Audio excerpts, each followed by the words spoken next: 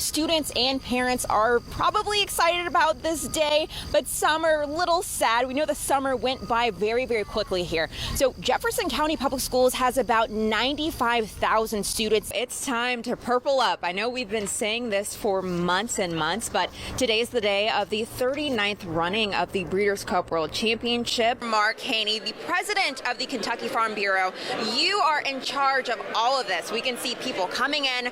I see you're smiling right now. Tell me all about this event. It's the general election day, and thousands of Kentuckians are preparing to head to the polls this morning. It is 6 a.m., so they are technically open. You know, this is a day that many of us dread. We were just talking about Nashville. Now we're talking about Louisville. Right now, it's unclear whether this is an attack by Russia or an accident. Here's what we know right now from Kyiv's Regional Military Administration. Dayton, Kentucky, now following in the footsteps of Bowling Green, looking to add a new entertainment district in the city to help make the city more appealing to out-of-towners. I call this my springtime dress, the kind that doesn't give off any of that nasty pollen. Now, spring allergy season can start in February and last until early summer. Yes, that's true. So October 11th will mark National Coming Out Day. That's also the day that the community center will open up.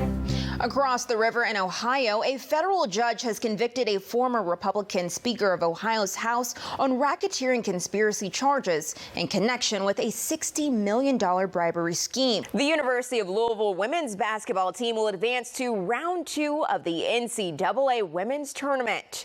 The Cardinals defeated 12-seed Drake yesterday with a nail-biting 83-80 victory. U of L had a 1-point lead with just 19 seconds left. An update now on the religious revival services at Asbury University that lasted for several days this month.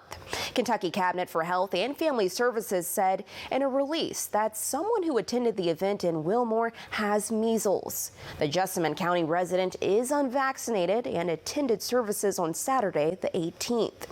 Now, the commissioner of the Kentucky Department for Public Health, Dr. Stephen Stack, shared this statement saying, and quote, anyone who attended the revival on February 18th may have been exposed to measles, and attendees who are unvaccinated are encouraged to quarantine for 21 days and seek immunization with the measles vaccine. It's not about black history, it's about American history. I teach the future, not the past. And if I teach the future, we won't repeat the past.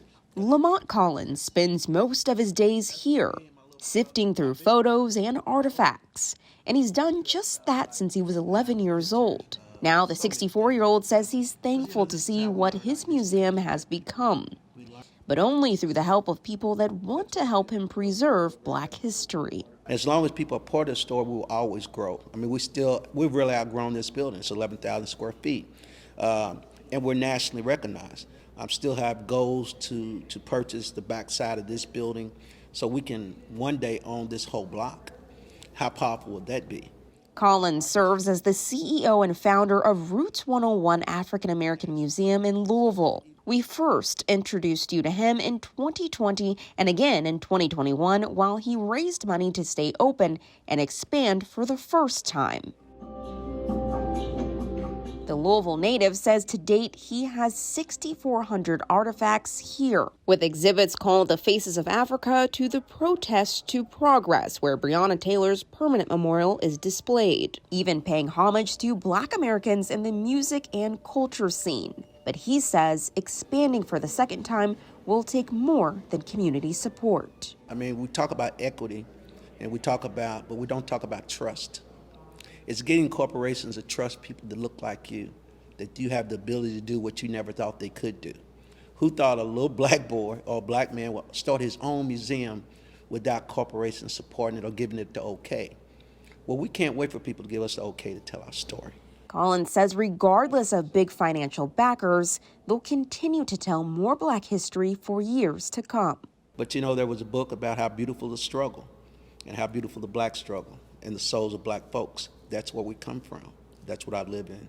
And it's with that message that he hopes visitors come not just during the month of February, but any month to learn and grow as better people. In Louisville, Diamond Palmer, Spectrum News.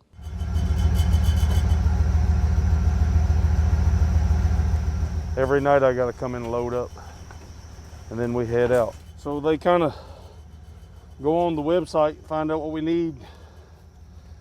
It's like I told them, this is amazing. Jackets that come in. So I just go through, look, they're brand new. All donated from people here in Lexington. Thomas Cottle of the Catholic Action Center drives the Compassionate Caravan. He looks for unhoused people when it's 32 and below. Hopefully we can get them all in so nobody, they make it through the night.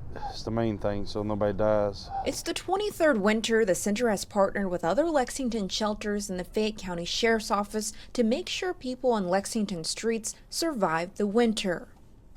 This right here is the thickest. Cool, man. Awesome. Let me get y'all hand warmers and soup. Oh, here we go. Those will help a lot when we're working on the scratch trucks. Oh man, my hands the other day was. Well, I'm glad y'all working, man. Hang in there. Just this month, CAC confirms 2 people have died on Lexington streets from extremely cold temperatures. And that's why Cottle takes this serious. You want to go to the Hope Center? You want a sleeping bag? I got some hand warmers. Listen, look at me. It's gonna be 9 degrees. I tell everybody it's my Jesus medicine. This is the only way I can do something for somebody and not be seen most of the time. And after you do it for 10, 12, 15 years or whatever, then they realize that I'm in here for the long haul. I'm not in here for 1 week or 1 winter.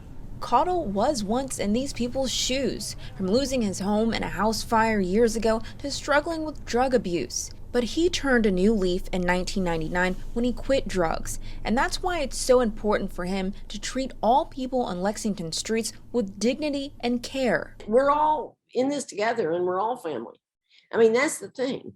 He sees our brothers and sisters on the street as that. Yeah, hang on. Take your glove off, so you don't get your glove wet. Thank you, Brother Thomas. If this can happen in my life, it can happen to anybody. So it gives you a drive, to realize that they're not always going to be there. There's going to come a day that the Lord's going to reach out and grab hold of them like he did me. Even if they choose not to get in the van, they know that someone is looking out for them. In Lexington, Diamond Palmer, Spectrum News.